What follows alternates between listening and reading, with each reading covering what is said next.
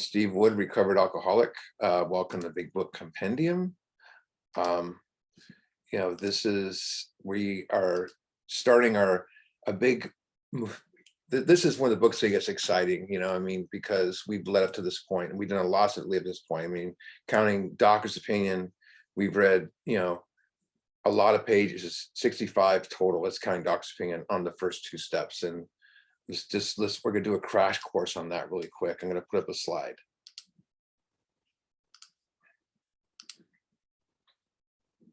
All right, so if you look at these circles, it brings 1 and 2 together.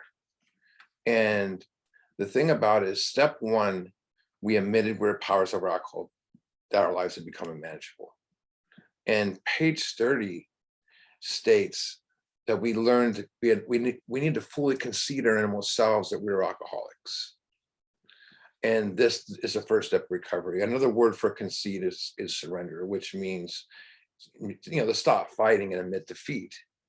And they're asking us to fully surrender to innermost selves that we're alcoholics. And innermost is located within us, deep within us. And the catch is, in order to surrender innermost self, we need to know what an alcoholic is. And that's one of the biggest things I ever heard in a book study before. And doc's opinion, we learned the medical aspect of recovery. And that's this part right here, the allergy, the obsession. We have a mental obsession where we have no defense against the first drink, and we have a physical allergy with no defense against the second, third, fourth, fifth, and so on. And meaning we can't put it down once we start. Body, we crave more. Normal people don't do that. And with any physical problem we've experienced in life that creates pain, it's easier to not do it again. But not for us, because we have a mental obsession, and that's a reoccurring, persistent idea that lacks choice, and there's no reason behind. We lose all reason. We cannot choose. Even the most important things, it takes away from us, or overshadows. The power, we lose the power of reason. A good way to put it. I get a new job, it doesn't care about that. I have a new baby, it doesn't care about that. If I might go back to jail, it doesn't care about that either. That's the power of the obsession. My wife might leave me, my husband might leave. None of that stuff comes to mind. I'm always going to go back to it against my will, as long as obsession is present. Even sitting at meetings with the obsession, I've done that before. Not fun. And in Bill's story, we learned the unmanageability of recovery, and then in chapters 2, the next 2 chapters, 26 pages, there's a solution, more about alcoholism. He hammers home even deeper, the powerless unmanageability. He wants no lurking notion that one day you can just pick up a drink and be fine. He's really plugging up every hole that could possibly exist. And that's where really good sponsors are very important. Because if the guy is just saying, yeah, sure, just move on. It's not how we do it. And once I reach that place of surrender in my innermost self, that I am powerless over alcohol with no lurking notion, that means I want power. That's the only thing I could possibly have. And step 2 says, came to believe a power greater than ourselves could restore sanity. For that, we covered we agnostics, and we learned how we find the power as steps 4 through 9. And it's right there in the bottom, how we find the power is our solution to find the power, same thing. And where we find the power, deep down within us. One thing I want to point out again is we have tons of pages on step 1 and 2. We know,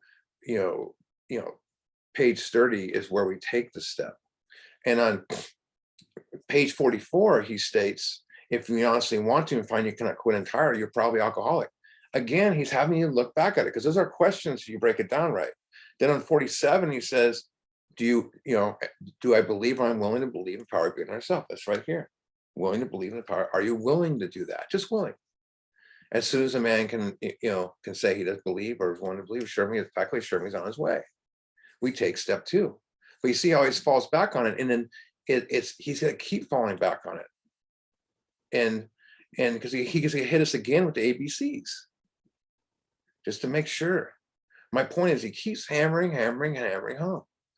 We are powerless or not. We either seek God or we don't. God is everything or is nothing. What is our choice to be? And this brings us exactly, to where we're at in the book, page 58, how it works. And, here's the thing is,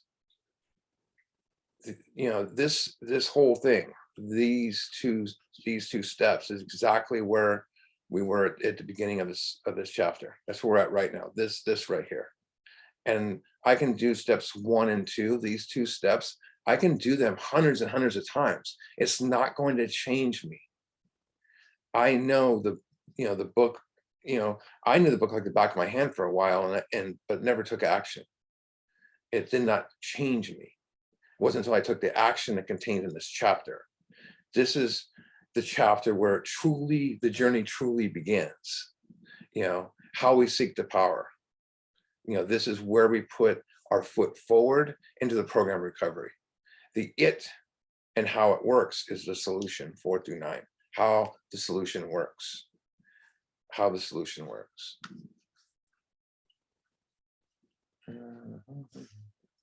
Oh, there it is. So how the solution works. So that's the important thing there.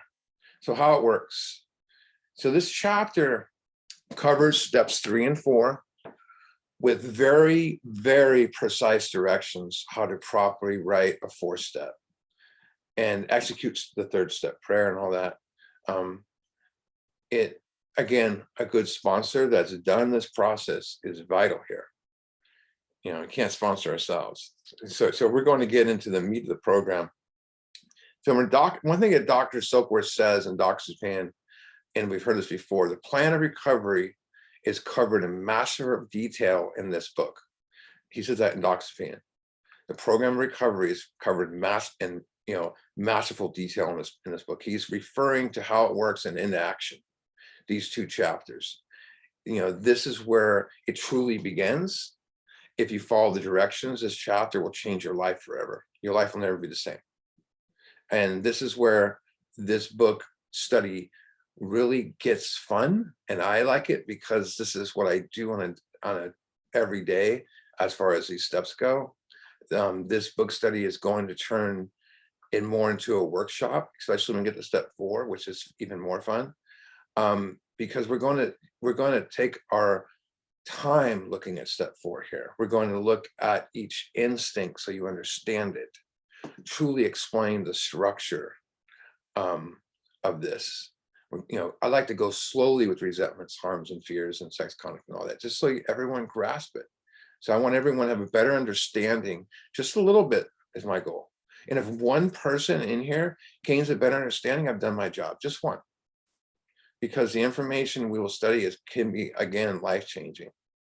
When reading this chapter, I'll refer to the original manuscript at times. And the original manuscript, I have a book called, I don't know if it's a big giant book, I think Kicken has it, the book that started it all. And it's a big giant book of the original manuscript. And what they did is, so when you write a book, any book, you have what's called a rough draft. And that's, can be written on a piece of paper with ideas. It could be scribbled. It could be, you have an idea of what you want to do. It could be the complete book written on a piece of paper. But then what you do is you type it out into a manuscript form, and as close to the finished product as you think you are right now, and the hopes will be accepted for publication. The publisher might even say, here's a better way to improve it. You could do this, this, and this. The big book, we had so many people in our pocket. We had publishers we knew and everything like that. So it's like, we just had what to turn it in, but we had this original manuscript. So that book that started it all, I don't want to leave my post here, but I have it right in front of me, but I don't want to leave my post to grab it, but it's a big book. If you look it up on Amazon, I highly recommend buying it. If you haven't bought it yet, you need it. So I think Kicken went to go grab it. So anyways, let me show you a little bit about, oh, there she got it. There it is. Kickin has it right there in her hands. It's amazing. So I'm going to show you what it looks like.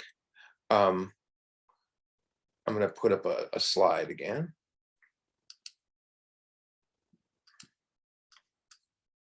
So this is what it looks like in that book all the way through. So it's actually the original. Some of you have probably seen the original manuscript where it's typed out. So that book that started it all was purchased by an oil millionaire for millions of dollars, and he turned it into Hazelden so they could just publish it. And this is what it looked like. So this is, they take what Bill did, he had all those committees and he would turn it into them. And they took his rough draft and they made it into this. And then when it was turned back to them, they went in and looked at it again. That's what they did. I'm going to try to make sense of all this as we go through it, what we see here. And I have pretty much countered just about everything that was at one point different in the big book and in this area. So this is very cool. Very cool. And there's some harsh words they have here they took out. So anyways, so I've probably been, I'm guessing 5,000 meetings in my life. Because I started going when I was 20, and then 10 years in and out of the program, and then 3 meetings a day, or meeting every day for first 5 years or so. And then after that, here or there, 3 days a week for a while. And so it's a lot of how it works.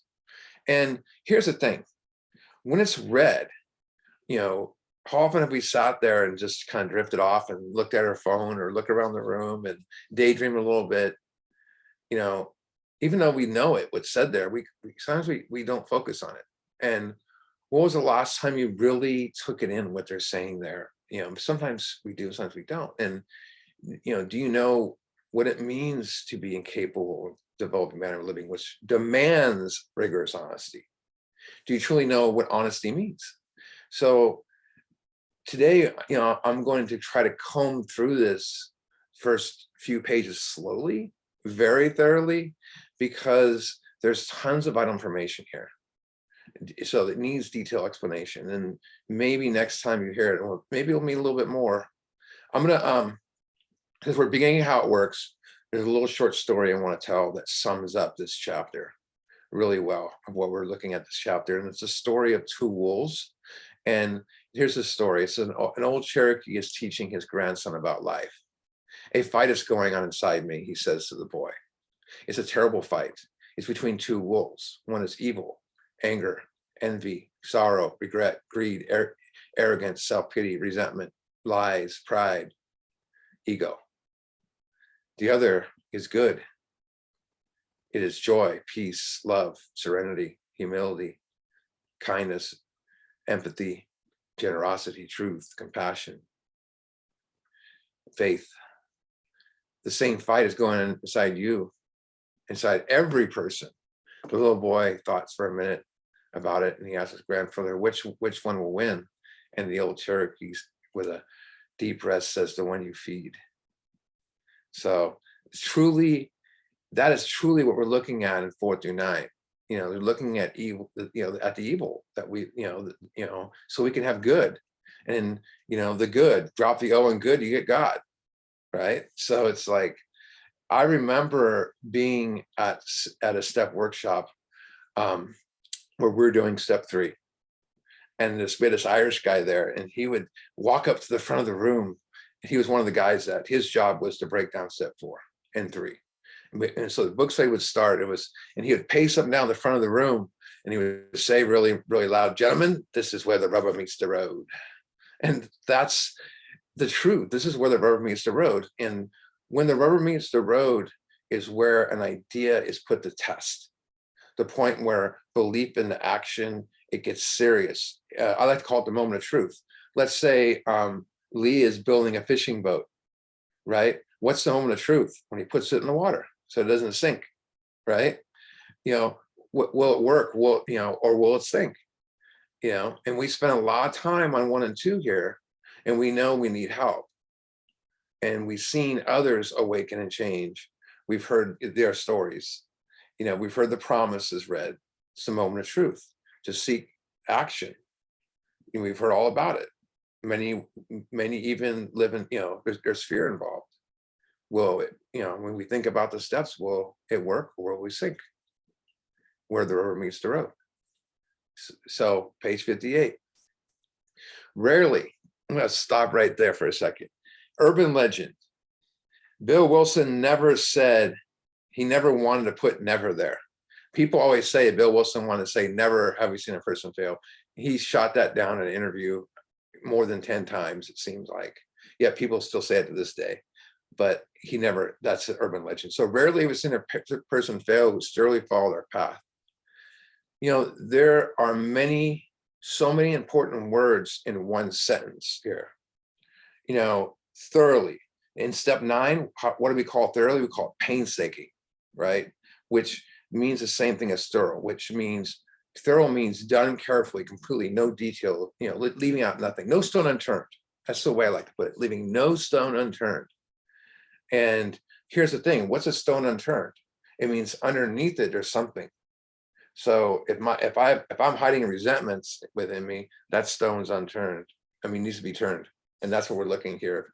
Step 4 is thorough. There is no stone unturned. There's none. It's not this one over here just because the other ones went so well. A lot of people come, every guy that's ever sponsored, and woman that's come back and relapsed, it's 80% of the time, oh, I got something else I never told you about. And you've experienced that too, probably. Think of when here's the way I look at this. Think of when you can't find your keys. It's 7 o'clock in the morning. You got to be at work at 7:30. Fear kicks in. You start looking for them thoroughly. You replace your steps. You start envisioning how you're going to get to work without your keys, even though you're looking for them. You turn over everything to find them, no stone unturned. And that's exactly what we're asking to do here. Except we're not looking for keys, we're looking for God. That's a big difference. So question is, what is the path? Well, what is a path? It's, like a hiking path. It's formed by many people walking that same ground. I used to get in trouble as a kid because I would go, this looks better over here, and I'd go off the path and get lost. That was my whole life. But a path is formed by many people walking the same ground. Established line of travel. If you follow the path of many, it's a well-worn way. Is the way I look at it. The same destination that everyone else will reach if they follow that path. Like driving down a road and following the signs, you'll get to the destination. If you ignore the signs, you may not make it there, or it takes you a long time to get there. We get lost when we go off the path, and the path is access to a destination. Another word for path is the way. I used to have a Bible, hippie Bible, they called it growing up. It's called the way. I was a little kid, but I had no idea, what the path was. And you hear it read at meetings, and the path is the how again. It's steps 4, 5, 6, 7, 8, 9. That's the path. And here's the thing is, and this goes towards religion, and this goes towards spirituality or just life. A lot of people want to know what they want to discover the destination, then they want to find the path. That's not the way it works. It's you got to have the path to get to the destination. And today, we'll follow it. And so rarely do we fail who do 4 through 9. The R in the sentence is the first 100. It's not us, not the people at meetings. They're stating the fact. The path in front of you has never failed for them. That's a bold statement, what they're saying there. The original manuscript says, rarely have we seen a person fail who steadily followed our directions. They thought that was too straightforward, so they put path in there. How many, things have I failed because I didn't follow directions? A lot. It just comes from a line of people that we put a big giant bookshelf together that we ordered, and we don't follow, we go back and read the manual after we put it together because we got 10 screws left over because we don't follow directions. It's just the way we are, And here's one thing I learned is those who I know who thoroughly follow the directions laid out in the book, they come into the awareness of consciousness of God in their lives, awakened. 4 through 9 removes the obstacles within us that stand between you and God. where we shove these resentments and fears and guilt inside of us. That's why the steps are not about gaining anything. They're about losing stuff. I mean, this next 2 chapters all about that. Step 4, 5, 6. I'm doing step 4 and 5 to get to 6, to remove this stuff. It's about removing stuff, letting stuff go, putting stuff to bed. And rather than worrying about what kind of God, you have or had, or if God is, is better than anyone else's, focus on removing stuff to be closer to what people are promising you can have. And God will disclose, God will be disclosed to you. God will reveal himself to you. And from that, you will receive a new attitude and a new relationship with God. Investigate and discover what's blocking you. Basically, simple as that. Remember it said at page 55, the conscience of your belief will sure to come to you. They guarantee that. It's a guarantee. Let's go back to the book. Those who do not recover, that means restore to health. Bill Wilson called recover freedom from alcohol. Those who do not recover are people who cannot or will not completely get themselves to the simple program. This, those who cannot or will not see our way of life is what they're talking about. And Bill Wilson mentions that in his story at the end. They don't give themselves to the simple program. The cannot and will not are very similar, but I know from my experiences, the cannot is very closed-minded. They have a negative defensive attitude. The old saying, there's an old saying that sums them up is, I think I said to my mom before as a kid, better to rule in hell than serve in heaven. Basically, the cannot is better rule in misery, better live in misery than get honest with ourselves. The cannot. Better stay, I'll be miserable, I'm fine miserable. The will not is just a stubborn alcoholic person that doesn't see that they have a problem and all that and everything, and will not accept anything different in life. They're not ready. Are you a cannot or will not? Or were you? Usually men and women who are constantly incapable of being honest with themselves. Now the key there is honest with themselves, not others, with ourselves. Whenever I've been honest with myself, with another person, and first, who's it run by? Yourself. The best definition of honesty I've ever heard, and I credit my mentor, Derek Fullerton, on this one, is the awareness of where I'm at. Do I have fear? Do I have resentment? Right? If I do not know where I'm at, everyone will always be the cause of my problems. You will always be the cause, not myself. I will always believe the circumstances of life are always out here. Everything's out here. Now, look what it says about those who cannot be honest with themselves. He says it masterfully. He says there are such unfortunates. They are not at fault. They seem to have been born that way. Here's the interesting thing. It does not say they are born that way. It says appear to be born that way. So are they really born that way? No. I know that because I've seen people come out of it. People say, oh, I'm sorry, I screwed you over. It's just the way I am. Or I always be a jerk. It's just the way I am. We did that for years. We hide behind it. And there are people that were diagnosed with tons of different disorders, and they tell us this stuff. And I've watched them come out of it. I mean, for myself, I was told I had ADD and I was manic depressant, which is like bipolar, and all these things they told me. And I said, that's just the way Steve is. He always had to deal with it. Take these, have him take these meds. Luckily, my mom was against that. I did the steps and it all went away. That's the miracle of it. I mean, ADD might still be there, but one of the biggest defects is questioning them that we have in recovery. Everyone is questioning the miracles. And why do we question it? Because it's out of ordinary. And people, when I say that stuff about the ADD and everything going away, I've had people shake their heads.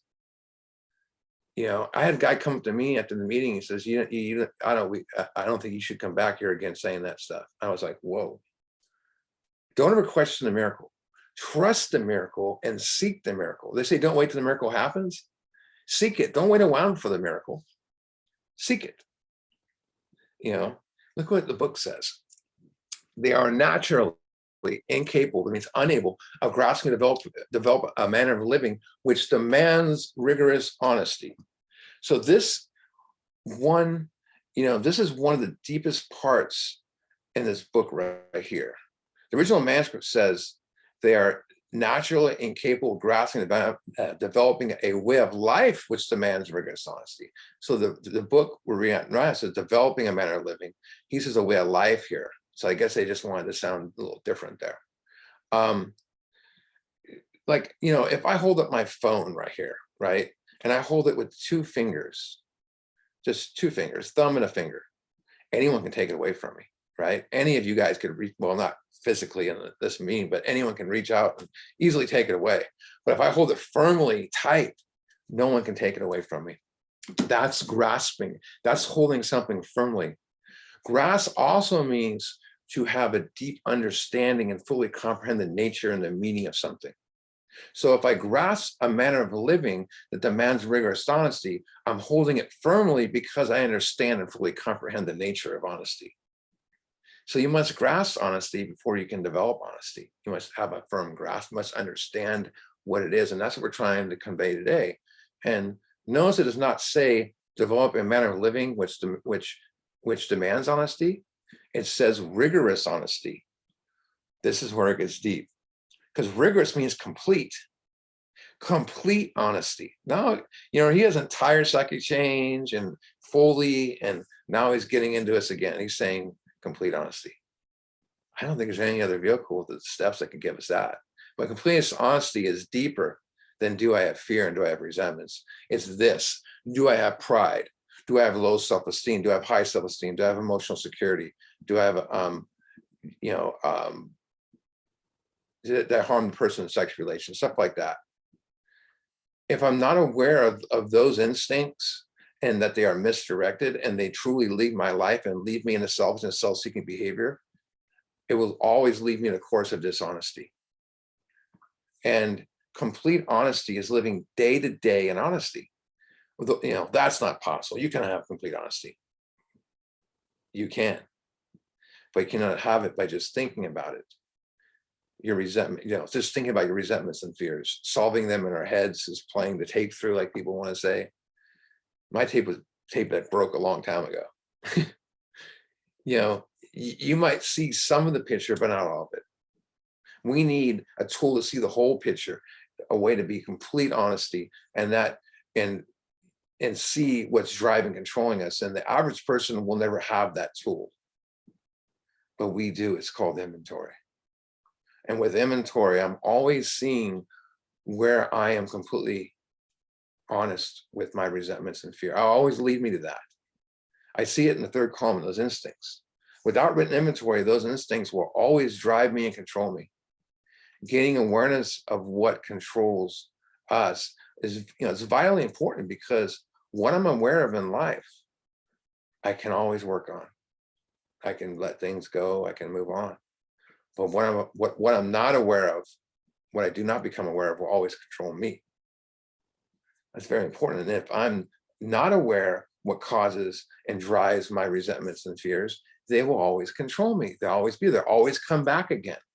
That's why in step 10, we're doing inventory over and over again on current stuff, but we really want to look at the instincts so I can really understand it, and they don't come back as often eventually. That's deeper awakening. Being completely honest with ourselves through inventory, our defects do not control us anymore. It's then, we see ourselves who we really are. And maybe for the first time in our lives, we need to do written inventory when something comes up. I cannot see the whole picture. I can't see it clearly. I cannot. And notice it says, this is very important. Notice it does not say request rigorous honesty. It says demands rigorous honesty. There's a difference between a demand and request. A request is very soft-spoken and polite, like, can I please have that pen? And a demand is more like, give me the damn pen. It's spoken harsh with intimidation. The difference between a demand and request is with the demand, there's a threat behind it. And like in the old Western days in America, it's like when the stagecoach is going across the countryside and the robber would say, you know, they didn't walk up and say, "Can I please have the money in the strong box?" No, they would say loud, they would say a gun to your head and say, "Give me the money now." The threat behind it, if you don't give them the money, you're gonna get shot. So behind every demand, there's a threat. The big question is, what is the threat if we are not completely honest? Look at the next line. Their chances are less than average. I don't want to be less than average. I do not want to be less than average. Not average, less than average. That's not good. And I think he's being nice there. I don't want to be that person going in and out anymore. Your stance at recovery is very slim. You might make some meetings and you might get some chips. You might bounce in and out of the program. You might get some years, but it will catch up to you. And when it does, you may not get back out of that. You will never achieve, I would say, worthwhile sobriety if you're not honest. Here's why. Because dishonesty is based on self-sufficiency, relying on self. Honesty is built on God reliance. And it's impossible to be dishonest and be God reliant at the same time. I don't care how cool you are, it's impossible. I don't care how many services you attend on Sundays or mosque you go to or whatever it is. If you're not honest, you didn't have God. And people come to this program all the time where I'm good for the church. Did you have a relationship with God, or do you just know about God? When look at yourself. I was told this years ago by a guy. Look at yourself with the presumption that you are a dishonest person. Here's why. Because every time a dishonest person, when you ask a person if they're honest, if you ask so how do I want to say it? So because nearly every dishonest person I've ever met comes from this level of that they are honest. When you ask if they're honest, they say, they're not going to say no. So whenever you ask a person if they're honest, they're going to say yes. But if you ask a person if they're dishonest, they're going to say no. Does that make sense? I mean, how often when you were dishonest and, are you being honest with me? Yes. And you weren't. That's pride. Makes us do that. Pride is a fear of what others think of me. So a big part of being dishonest is pride. That's what makes me say I'm being honest with you when I'm not. But really being dishonest with ourselves. Plain and simple, if you're not honest, you cannot have personality change sufficient to bring about recovery and be recovered. You cannot. It's a prerequisite. It's a condition we need to have. But we don't have to make it happen. The 4 steps there for us to make it happen. We just got to follow the old brick road. Back to the book. There are those too who suffer from grave emotional and mental disorders. But many of them do recover if they have the capacity to be honest. Again, honesty is the best medicine. I mentioned before about all the miracles that happen. Grave mental disorders, people who were told they could never have anything mentally normal in life, and they do this process and the miracles happen. Our stories disclose in general way what we used to be like, what happened, and what we're like now. So right here is a formula that the average person in recovery will follow to share a meeting. For some reason in recovery land, the fellowship, I'll say, people say it like this, and pay close attention. They say, I'm going to talk about what I was like, what it was like, what happened, and what it's like now. That's not what it says here. It says, it's telling you to share what I was like, what happened, and what I'm like now. Not what it was like, what I am like now, what I would, what I used to be like. There is, it is alcohol. That's why we hear so many drunkalogs. So we get 20 minutes of a share, and 20-minute share, 18 minutes says drink, drink, drink, drink, drink, and all this war stories and bad stuff. And they're like, oh yeah, do the steps. That's not talking about what we were like. Most likely, it's not their fault. They just never done the steps. And if I never did the steps, if you never did the steps, how would you know what you were like? You don't know. That's the problem. Before we do the steps, we don't know what we're like. Thanks to these steps, I know what I was like. I had a physical allergy. I explained that. I had a Mount session. I explained that. I was ruled by fears and resentment. I drove people in my life. I was driven by pride and self-esteem and the bedevilments. For what happened, it's not I wanted a high-speed chase and blah, blah, blah, and the cops pulled me over and I got arrested and went to rehab. That's not what happened. Page 25. Let's go there. It's just going to tell us what happened. This is the template for what happened to us. And it's where it says the great fact.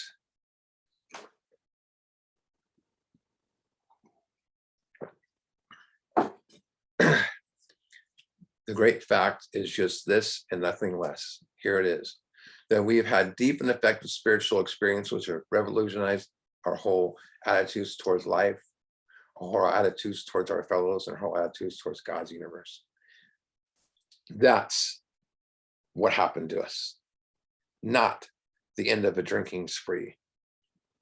I did these steps on everything, no stone unturned, and boom, all of a sudden at the same time, I have this awakening at the same time. I had expectations what might happen. I couldn't even dream what happened. Made amends, and people came back in my life that I never dreamed would happen. And then, well, how about what it's like now? Look at the next paragraph. The central fact of our lives today is absolute certainty that our Creator has entered into our hearts and lives in a way which is indeed miraculous. He has commenced to accomplish those things for us which we can never do for ourselves.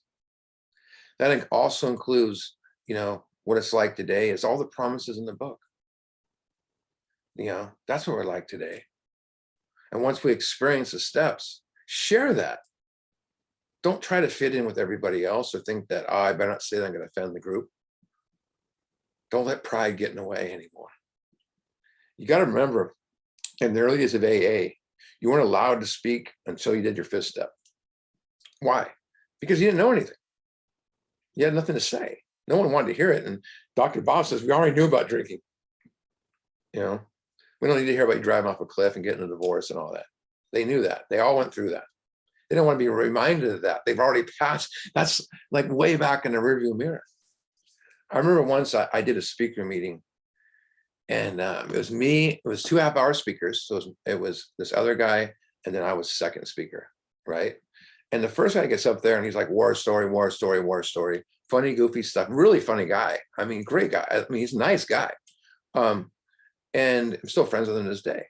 And he had the groups and stitches up there, and everything.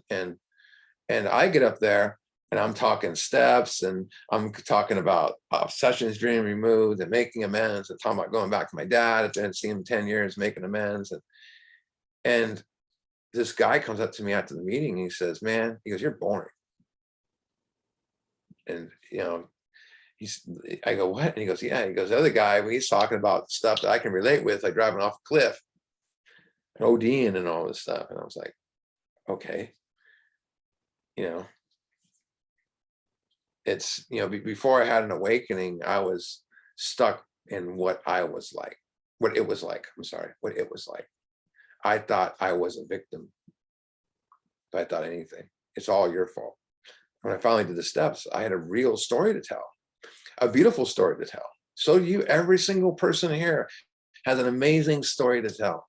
You don't have to be a PhD in the big book or anything like that to tell your story. You don't. I get sponsees all the time and tell them to go sponsor. I don't know the book as well as you do. And I go, you don't need to know the book. The book, all you need is the book. So through this book, I discovered beautifully, thank God, what I was like, what happened, and what I'm like today. Beautiful. back to 58.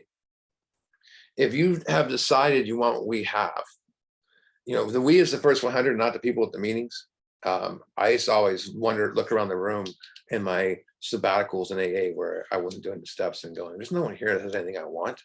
I always hear that read at meetings, and I would look around the room and not see anyone having material stuff and everything. I remember this one guy used to pull up in a fancy Corvette, and he always had a nice suit on, and I would say, this guy's got a good story to tell. That's just the way I thought. And the guy, looking back, the guy had nothing to tell. But that's just the way it was. If you decide you want what we have, the first 100. It's the first 100 have. You want what the first one if you decide you want what the first 100 have, and here's the condition, and you are willing to go to any lengths to get it, any lengths, then you are ready to take certain steps. Original manuscript says you are ready to follow directions, not certain steps, directions. But what does going to any lengths look like? Going to any lengths is a condition we must have prior to doing the steps. I always have an aspect of, when I work with a sponsee, is get them while they're hot. And I know some of you have experienced this. The first 20 to 25 days you work with a sponsee, if you told them to jump in a lake and remove their alcoholism, they would.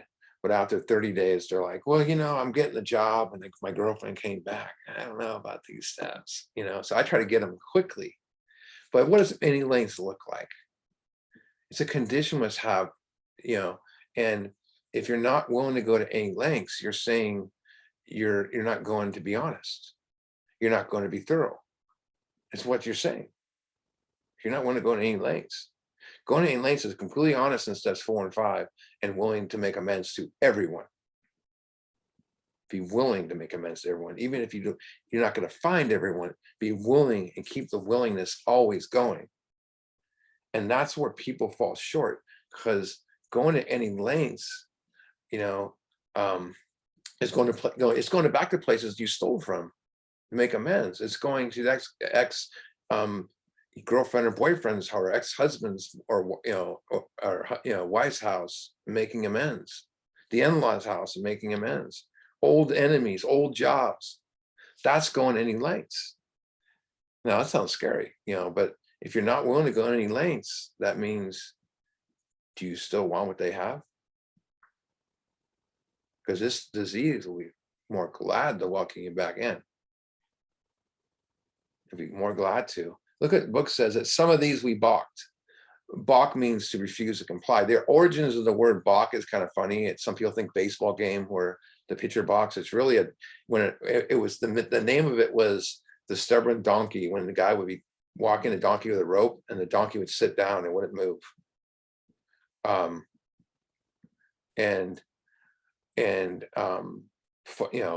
It's a stubborn donkey. But why do we balk? So the guy sitting there, that's what the balk comes from, the guy trying to grab it. So why did we balk? Is we thought we could find an easier, softer way, but we could not.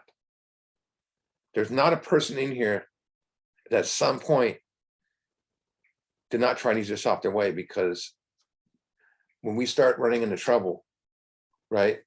If you are playing baseball and you get hit in the hand, you're going to hold the bat different next time. If you don't do well on a job, you're going to change yourself. Every time we got in trouble, we try to wade out of this. Every one of us tried an easier, softer way. I know that because we're all in here. The 12 steps is the final stop. There's nothing after the 12 steps. There's nothing. After trying these steps, it's original manuscript says, rather than it says we doubt it if you can. Right after easier, softer way, it says we doubt it if you can. They took that out. So what softer ways have you tried? An easier, softer way that you tried, that did not, is anything that's not give you a spiritual awakening is an easier, softer way. You think about it. Did the therapist give you a spiritual awakening when you were doing it without the steps, because some people, have therapists they see when they're doing the steps, which is great. But when you're doing without the steps, did it give you a spiritual awakening? Did it stop you from drinking? Anything like that? Maybe you have to seriously, like when people walk in here and they say, well, I'm good with the church and my dad's a minister. Did it take away your obsession to drink? It says in this big book, it says you could not have applied it, otherwise you would not have drank. Right? Every one of us has tried, any way to take away our pain. Every way we've tried to take away our pain. And the only thing that worked was alcohol. But unfortunately, we have an allergy that makes us drink more and causes us more pain than the pain we're drinking for.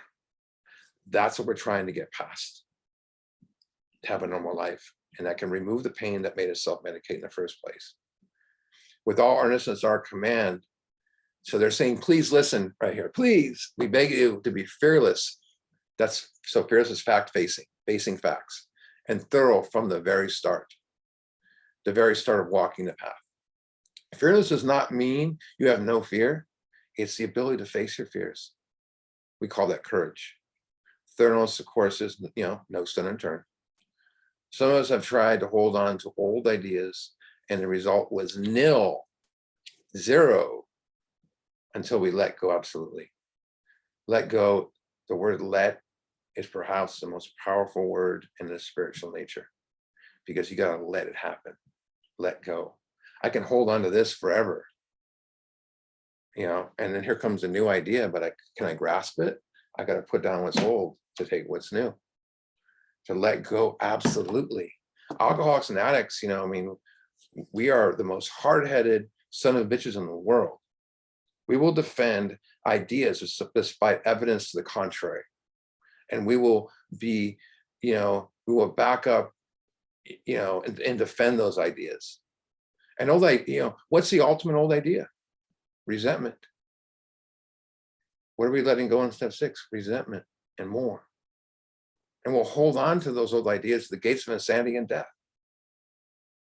What they're trying to say here, the result of holding on to the old ideas was nothing until we let go.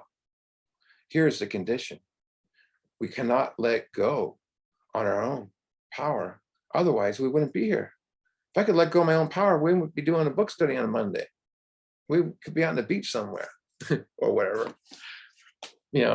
If we could let go on our power, we wouldn't need any of this stuff. We need God to help us let go. That's what it's saying in step 6, entirely ready, to let God, it says in the book. Remove everything we admit as objectable. So we have 4 to write down all our stuff down, 5 to discover what we're holding on to, and 6 to let go absolutely. God either is everything or else he's nothing. Meaning I am either going to trust God, can take it to me to better places, or I'm not. Absolute trust. Remember, we're dealing with alcohol, cunning, baffling, and powerful. I said this many times, you've heard me before. There's nothing cunning and baffling about powerful in its liquid form. It's not doing push-ups in front of my house or anything like that. What's cunning, baffling, and powerful is I'm going to drink despite knowing all the consequences involved, and I'm not going to remember any of those consequences. I drank spitting up blood the night before and says I cannot drink anymore. And the next day I was drinking. I did not even remember when I was drinking. I better not do this. Here's a good way to look at it. Remember when you were a kid and you would play tag, and well, you're it. Just like the obsession, allergy, you're it until you do something about it. The obsession, is there. And I said this before, we don't take step 1 necessarily, it takes you. It took you a long time ago. It chooses you. You don't choose it, it chooses you until you do something about it. Without help is too much for us. Now they tell us, right? Without help is too much for us. But there is one who is all power, that one is God. May you find him tomorrow, next week. No, now. You need God now, not yesterday, not tomorrow, because where do we connect to God? In the present. That's why it's a gift, in the present, right? We only connect to God in the present. And how can I connect to God if I have fear of the future? If I'm tripping, if I'm looking to my right, which is the future, fear, how can I connect? I'm not in the present. If I'm living in the past, holding on those old ideas of resentment, I'm not in the present. I get rid of those, I'm in the present. That's the gift. Think about this. We have pain, fear, all that stuff, and we think it's holding on to us. Here's the secret, the truth. We are holding on to it. How often do we think that resentments were holding on to us, fear was holding on to us? And we shove it so far inside ourselves, and we have this thought, should I talk to someone about it? Nah. Should I be honest? Nah. I wish I could let these things go. All these steps went through our head in some way or another. Should I let someone go? Should I tell that person? Should I have told that person the truth? Or you're at home just praying for the pain to go away, even if you didn't think you were praying. Where do those ideas come from? They come from within us. Where's God? This book tells us within us. No, not up in the clouds. He's not some old codger white with a long white beard with a cane looking down upon us. God has been talking to you your whole life. It's time to listen and talk to him. God wants us to be free, nothing else. And every time we think about being free or honesty, it's coming from that inside of us. And here's the problem. So we have this paradise inside of us, this beautiful temple within us, and we store garbage inside of it. Think about that. There's no place more beautiful than what's inside of you, and we store shit inside of it.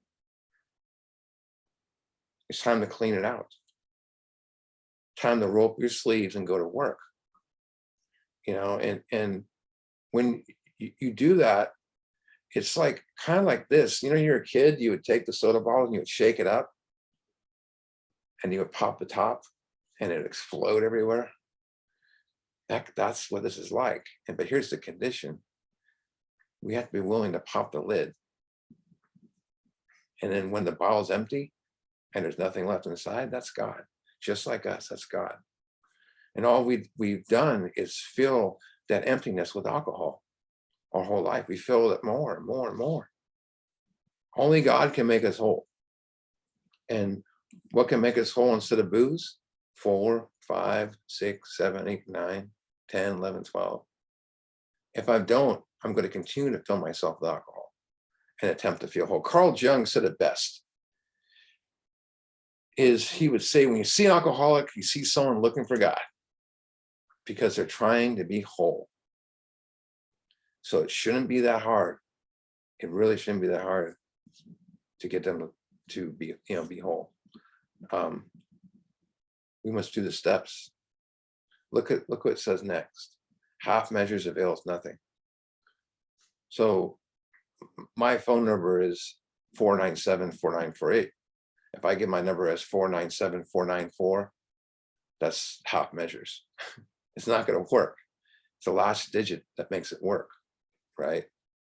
It's the same, with this connection to God, we have to make it work. So half measures is the same thing as easier, softer ways, and the full thing is, it's the complete formula with rigorous honesty on 4, 5, 6, 7, 8, 9, with the willingness in there, any lengths. We stood at the turning point. So remember what the turning point is. God is everything or else he's nothing. That's the turning point. When you hear that read at meetings, that's what they're talking about. God is everything or else he's nothing. What is our choice to be? If you're reluctant to do that, answer this question. What are you holding on to?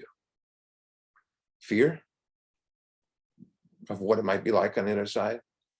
Will my life be boring? Will blah, blah, blah. Am I going to lose something if I have God? Yeah. There's no middle road on that question. God's everything else is nothing. There's no middle road.